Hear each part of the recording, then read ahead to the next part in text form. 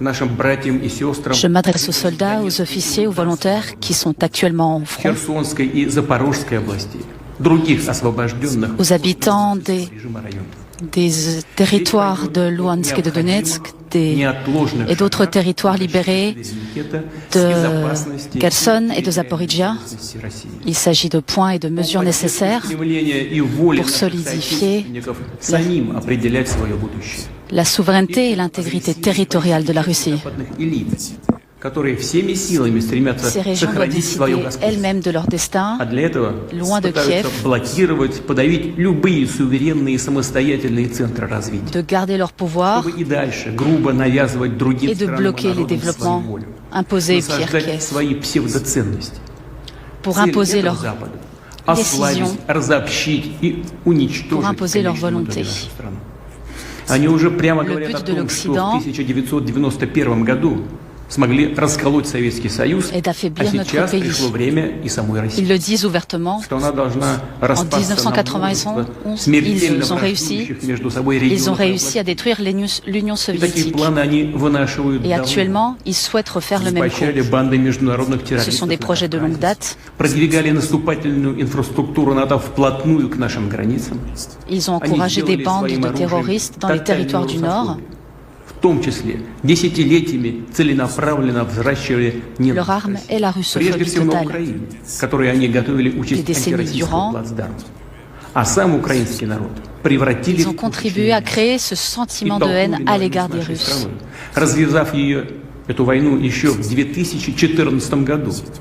Ils ont lancé cette guerre contre leurs propres citoyens en 2014. Ils les ont armés contre les civils en 2014. Ils ont organisé des blocus.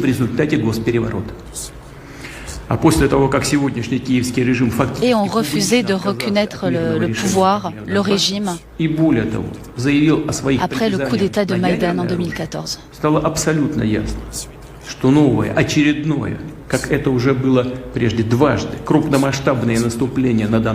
Par la suite, le régime de Kiev a même prononcé la volonté de créer des armes nucléaires. Cette intervention était donc inévitable, même la Crimée russe était inévitable. D'où la nécessité de créer cette opération spéciale. C'était très logique. Ces objectifs demeurent les mêmes. Il s'agit de défendre le peuple du Donbass, de Donetsk, de Louhansk et des autres régions libérées. Dans d'autres régions du territoire, le régime de Kiev a créé une ligne de défense extrêmement profonde, mais nos forces armées, ainsi que les régiments des républiques populaires,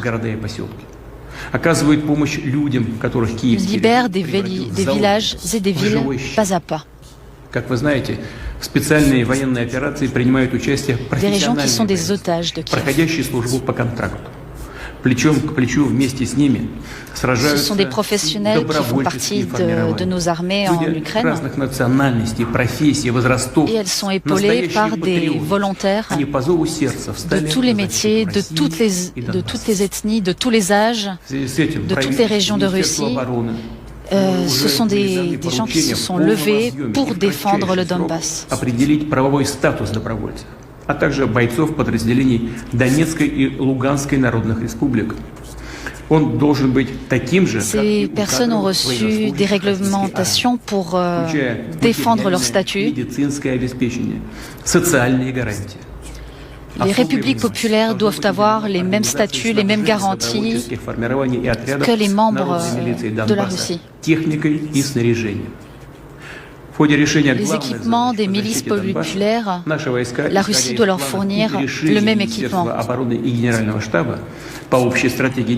Je répète, le but principal est la défense des peuples du Donbass, que nous avons réussi à libérer des néo-nazis. Nous l'avons aussi fait dans les oblasts de Kherson et de Zaporizhzhia. Nous avons à présent une ligne de contact de plus de 1000 kilomètres. Je peux vous le dire pour la première fois publiquement. Depuis le début de notre opération militaire spéciale, les représentants de Kiev étaient assez réceptifs à nos propositions. Mais c'est sûr qu'une solution pacifique est aujourd'hui complètement rejetée par l'Occident. Et Kiev a reçu l'ordre de saboter ces négociations. L'Occident a bourré l'Ukraine d'armes.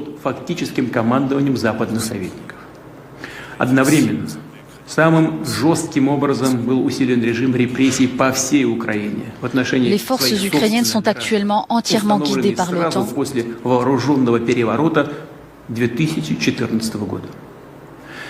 La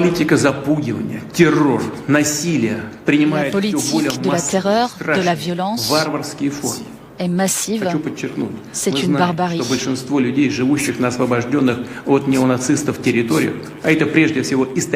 Nous savons que les personnes qui vivent sur la plupart des territoires libérés des néo-nazis, je le dis, ce sont des Russes de Russie, ne souhaitent pas se retrouver sous le joug du régime nazi. Ceux qui habitent à Kherson ou dans le Donbass savent ce que c'est la barbarie nazie. Dans l'oblast de Kharkiv, ils savent qu'ils s'inspirent des collaborationnistes nazis de la Seconde Guerre mondiale, comme Bandera, et perpétuent là des crimes horribles. Avant, sur ces territoires, il y avait plus de 7,5 millions d'habitants. La majorité de ces personnes sont aujourd'hui déplacées. Ceux qui restent sont bombardés de manière constante de la part des néo-nazis qui n'épargnent ni les hôpitaux ni les écoles. Personne n'a le droit moral de laisser ces personnes à l'abandon, ces personnes qui nous sont proches. Personne ne peut les laisser à la merci de ces bourreaux. Les parlements des deux républiques populaires et les autorités des deux oblasts de Zaporijia et de Kherson ont décidé de référendum pour déterminer de l'avenir de ces territoires. Ils ont demandé le soutien de la Russie et je le souligne, nous ferons tout pour créer des conditions stables et sûres pour la tenue de ces scrutins. C'est très important. Nous soutiendrons la décision qui sera prise par la population. Chers amis, aujourd'hui nos forces armées, comme je l'ai déjà dit, agissent sur la ligne de front de plus d'1 millier de kilomètres. Ils ne luttent pas uniquement contre les régiments ukrainiens néo-nazis, mais aussi contre l'Occident collectif. Notre opération est extrêmement pertinente par rapport à la menace que nous subissons, que subit notre patrie.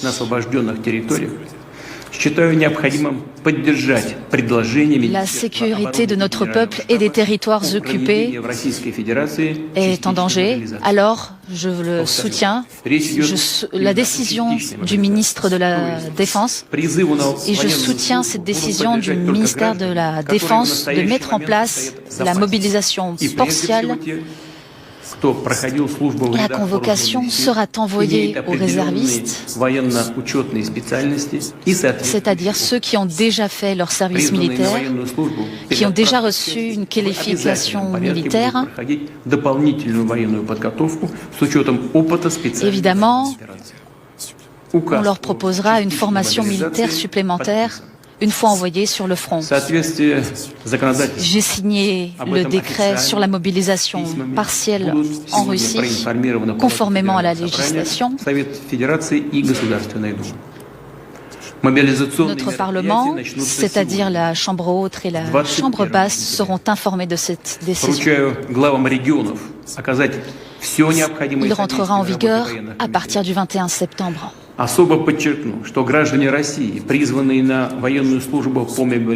Les autorités locales dans les régions doivent soutenir ces actions. Évidemment, ceux qui sont convoqués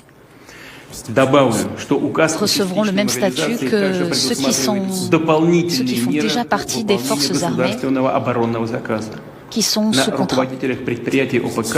Cette mobilisation concerne aussi ce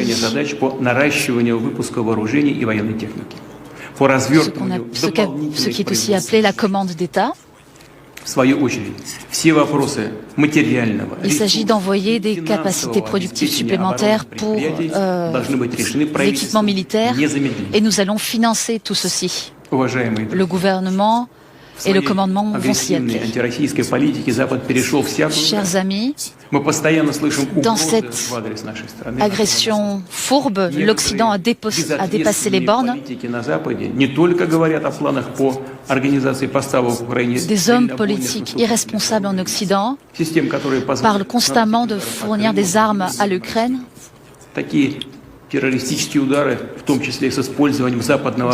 leur fournir des systèmes qui permettent d'attaquer la Crimée. Ce sont des décisions terroristes.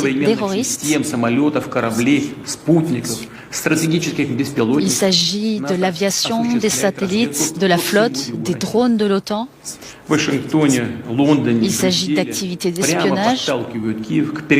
Washington, Londres, Bruxelles pousse Kiev à élargir la guerre au-delà des frontières.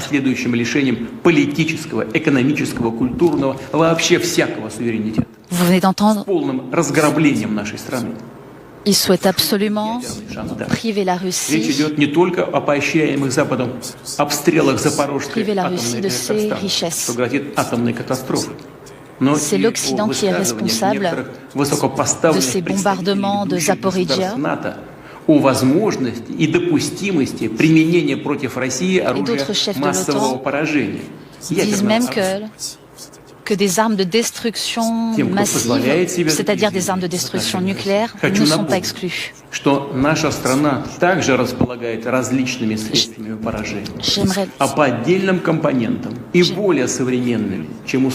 J'aimerais leur rappeler que notre pays dispose également d'armes nucléaires.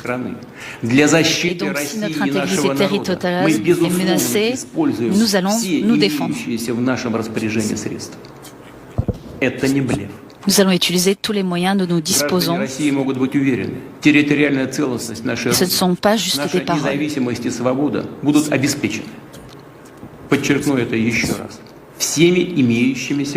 Les citoyens russes doivent être certains que notre intégrité russe sera protégée. В нашей исторической традиции, в судьбе нашего народа останавливать тех, кто рвется к мировому господству, кто грозит расчленением и порабощением нашей Родины. C'est notre destin de contrer ceux qui prétendent à la destruction mondiale. Nous le ferons. Верю в вашу поддержку. Ainsi sera-t-il.